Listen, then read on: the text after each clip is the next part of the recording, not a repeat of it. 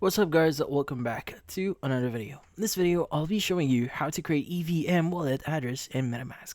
So you might be wondering how to exactly do so. Well, creating an EVM wallet is pretty easy. So first things first is you want to open up your Metamask account here or your wallet. Now you want to go and click on the compass icon or the discover icon you see here.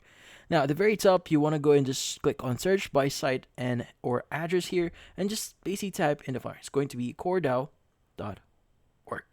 Now press enter. Now, in this case, you want to go ahead and just wait for it to load up. This might take a while, but in this case, we want to go and accept a few things. So let's go ahead and basically, let's go and skip for now. We want to go and click on accept all cookies. And from here, what we need to do is we want to go and scroll down a bit until you see the option here that says add core network. Let's go and click on it.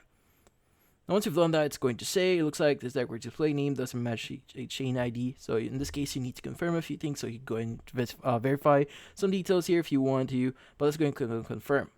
Now, once you've done that, it's going to say you have switched to CoreDAO here. Let's go and click got it. And in this case, that's about it. So if you found this video helpful, don't forget to leave a like or maybe subscribe to our channel.